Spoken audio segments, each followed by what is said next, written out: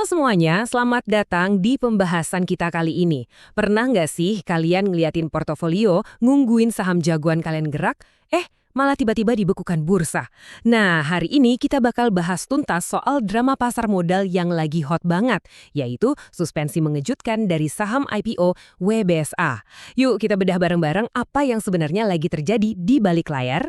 Nah, pertanyaan terbesarnya, dan mungkin kalian juga mikir hal yang sama, kenapa sih saham WBSA ini tiba-tiba dikunci rapat selama 6 hari berturut-turut? Apa yang sebenarnya lagi dimainkan di belakang sana? Sampai-sampai banyak banget investor retail yang kebingungan karena portofolionya nyangkut dan nggak bisa transaksi apapun.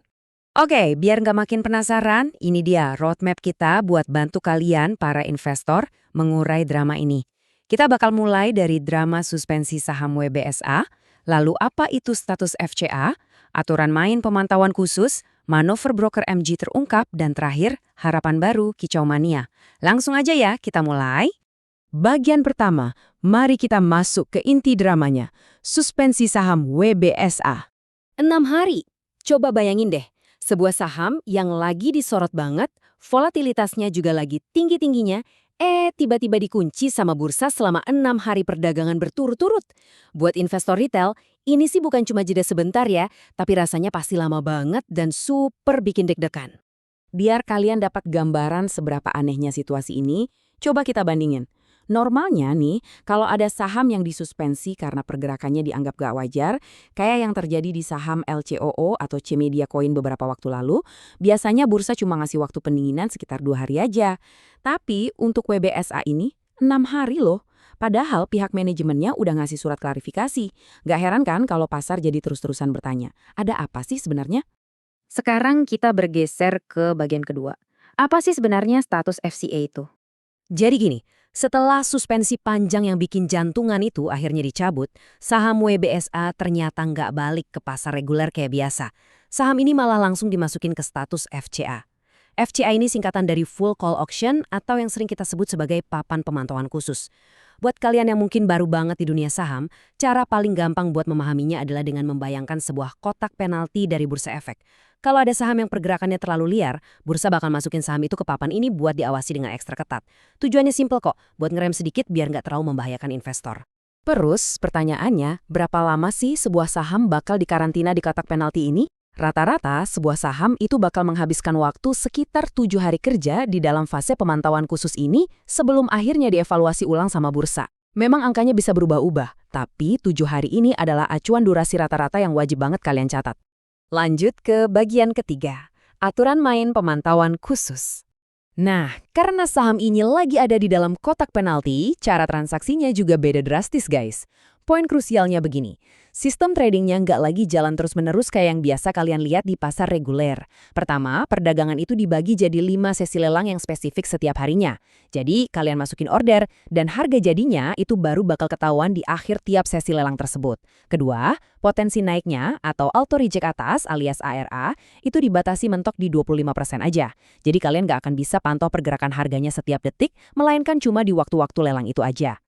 Oke, ini dia bagian yang paling seru. Bagian keempat, manuver broker MG terungkap. Mari kita alihkan fokus kita ke data yang agak tersembunyi. Pasar-pasar reguler lagi tidur lelap karena disuspensi 6 hari itu, ternyata terjadi lonjakan aktivitas yang masif banget di pasar nego. Buat informasi aja, pasar nego ini ibarat tempat di mana pembeli dan penjual bisa deal harga secara langsung di luar papan bursa utama. Dan disinilah para pialang besar atau institusi diam-diam asyik berburu saham WBSA. Kalau kita perhatiin data transaksi di sini, kelihatan banget ada pertarungan sengit. Di satu sisi kita punya broker MJ yang bertindak sebagai pembeli utama dan agresif banget pokoknya. Di sisi lain, kita lihat ada aksi jualan dari broker-broker kayak XL, YP, dan CP yang mana secara historis sering banget mewakili para investor retail. Dan MJ tanpa ragu terus-terusan nampung barang yang dilepas sama para retail ini. Biar lebih kebayang seberapa besar nafsu belanjanya, mari kita lihat angkanya. Broker MG berhasil mengamankan volume saham secara kotor sekitar 10.000 lot, dengan pembelian bersih mencapai 9.300 lot. Nilainya lumayan fantastis, sekitar 1,5 sampai 1,7 miliar rupiah. Tapi yang paling menonjol adalah MG ini berani memborong sahamnya di titik harga yang cukup tinggi, yaitu di kisaran 1.600 sampai 1.660. Benar-benar sebuah manuver yang super pede. Dan kita masuk ke bagian terakhir, harapan baru kicau mania. Mengingat broker MJ ini adalah underwriter, sekaligus pihak yang sering banget dianggap sebagai penggerak pasar. Aksi akumulasi diam-diam tadi jelas memicu banyak reaksi. Sentimen di lapangan tergambar dengan sangat jelas waktu salah satu trader yang mewakili suara komunitas nyeletuk begini. MJ aja berani beli di FCA, semoga aja arah sampai penutupan.